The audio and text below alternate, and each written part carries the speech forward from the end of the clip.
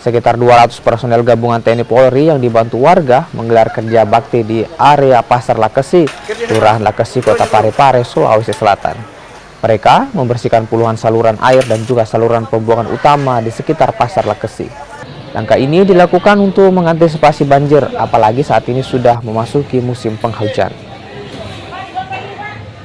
Ini kita sama-sama melaksanakan pembersihan pasar khususnya, yang dimana kita tahu bersama hujan sudah mulai ya, musim hujan. Jadi antisipasi kita terhadap saluran-saluran air yang mampet, kemudian sungai-sungai yang kotor kita bersihkan, dan sekaligus juga kita menyampaikan imbauan kepada pedagang agar bisa menjaga sama-sama kebersihan sehingga pasar ini tetap terjaga dan jika hujan air lancar